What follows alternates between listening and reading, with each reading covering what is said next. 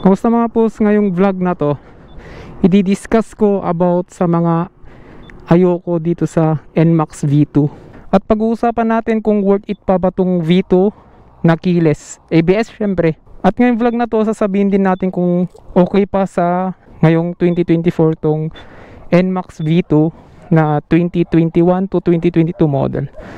Let's go! Ngayong vlog na to pag-uusapan natin itong NMAX V2 na 2021 to 2022 model. Itong mga NMAX na to, ito ay keyless and ABS. Meron ding mga version na hindi siya keyless at wala din siyang ABS. Sa kapanuhunan niya to dati, parang si NMAX V2 na keyless, parang ito yung top of the line dati, way back 2021-2022.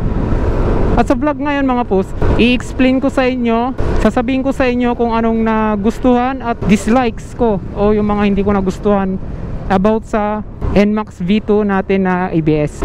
Number 1, hindi ko nagustuhan kay NMAX is yung kanyang shocks.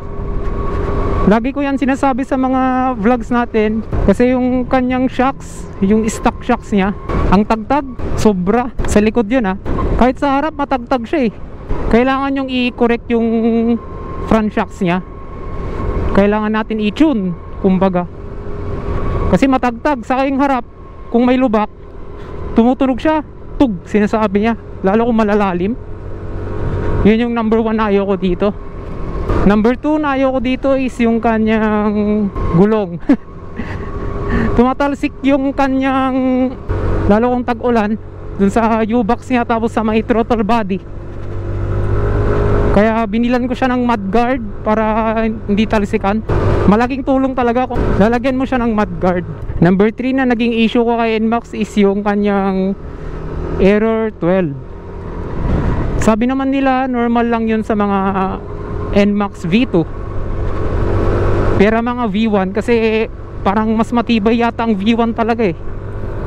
Yun lang naman yung naririnig ko. Pero dito sa atin, sa ating V2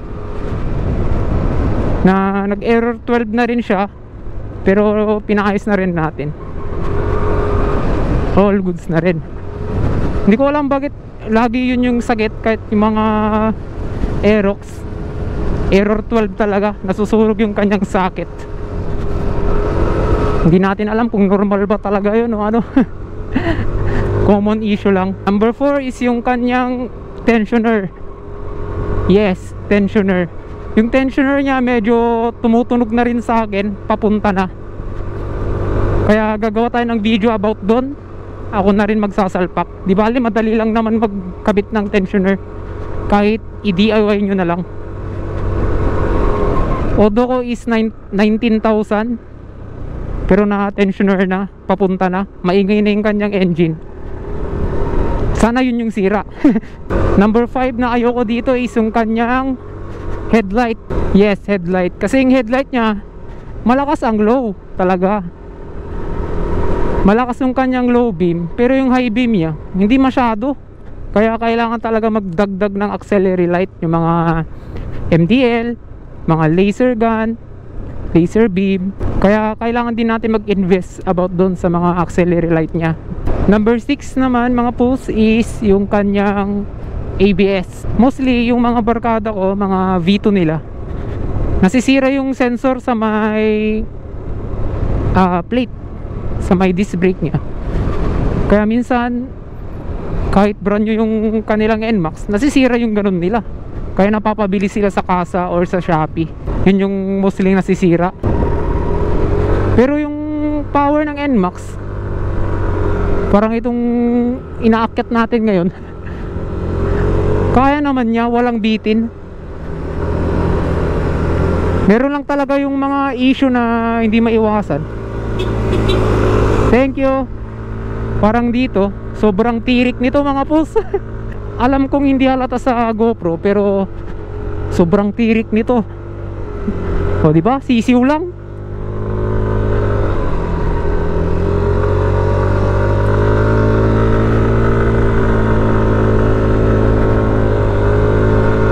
O diba? Sisiw lang. nakakapagtaka, no? Kung second hand na budget meal na NMAX, mas mahal siya kumpara dun sa Aerox na second hand. Ewan ko kung bakit, pero same engine naman sila. Aerodynamics lang yung pinagkaiba, at looks syempre. Tapos number 7 tayo is yung kanyang spark plug. Sa akin lang to, ha. Kasi yung spark plug nya, ang hirap tanggalin. Kailangan mo pa tanggalin yung mga side fairings nya. Sana ginawa nila, meron parang sa Mio, tanggal lang yung harap, okay na.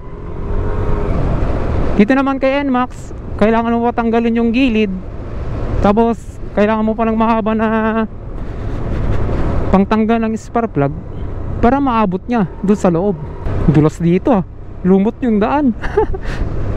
Number 8 naman na ayoko kay NMAX is yung kanyang stock na gulong. Lahat naman tayo, kung stock yung gulong, given na nating madulas siya. Kaya yung iba, nagpapalit sila kagad ng gulong. Yung mga Bis, Midseller, Michelin, tapos Eurogrip. Yun yung mga talagang makapit. Angel City, yun. San na tayo napapadpad, ah. Maganda kasi yung view dito, mga post, kaya dito ko gusto mag vlog. Matirik siya, pero yun tayo, eh. Gusto natin ang nature ride at nature trip. Naman yung stock pipe nya, favorite ko yun. Kasi nagtry ako ng GVT, nilagay ko dito, stock engine siya, sungaw siya. Yun pala, tinanong ko sa barkada, kailangan na i-remap. Given yun, kahit walang karga yung engine, para ma-perfect yung NFR ba yun, yung reading. Diba? Maganda yung view dito. Okay, back to the topic. Syempre, galing naman tayo sa big bike. Yung big bike kasi plug and play, mga slip-ons, ganon. Pero kung nasa scooter world pala tayo, kailangan na siyang i-remap, tapos i-retune sa sidings. Ano ba bang ayoko dito? Number 9 na ayoko dito is yung kanyang center stand. Tuwing nagbe-banking kami, sumasahid yung kanyang center stand. Kaya pala yung iba, tinatanggal talaga nila yung center stand. Kasi given na tatama siya. Pero alam ko naman na hindi talaga siya for banking, ha. Gusto ko lang sabihin yung mga dislikes ko sa NMAX. Kaya tuwing magbe-banking kayo, mga post, tanggalin nyo na lang yung center stand mo for safety. At least safety kayo, di ba? Pero kung si NMAX 2021, 2022 V2 na first generation, ilalaban natin sa mga Y-Connect, yung mga bago ngayon. Kung pagpipilian ako kung anong kukunin ko, kung second hand, ha, mas okay pa rin si V2 na 2021, 2022. Bakit? Kasi yung issue ng V2 ngayon na 2023, yung may Y-Connect, mabilis makadrain ng battery yung kanyang Y-Connect. Kaya yung iba tinatanggal din nila, na parang useless din, di ba? Mas mahal pa yun. Pero nasa choice nyo pa rin yun. Syempre. Ako naman, rini-review ko lang yung aking experience at mga dislike ko sa NMAX. Pero hindi naman ako against sa NMAX. Syempre, naging pangarap din natin to, lalo yung V1 dati. Gusto ko lang i-share yung mga na-encounter ko at mga narinig kong issue sa unit na to. Pero sa power naman, power, gas consumption, mga parts, ano pa ba, looks, syempre super aggressive talaga. Okay na okay ang NMAX. Yun lang, may mga issue lang talaga konti na na-encounter, pero mild issue lang naman yun. Huwag ka lang masabugan.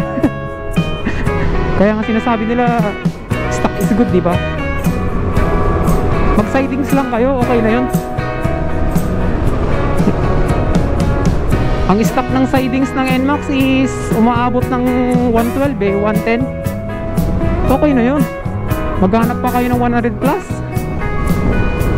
Tapos hindi naman kayo lagi nagta-top speed. Hindi mag-sidings na lang kayo, tapos dagdagan nyo na lang ng maganda na bola para mabilis na yung kunin yung 100. Malakas na rin yun. Ayun mga boss, yun yung ating top 9 na dislike sa NMAX V2 at yung mga na-experience yung sira niya. Pero parang sabi ko na nga, all good si NMAX. Mas mahal pa nga to sa Aerox kung second hand, kahit brand new syempre.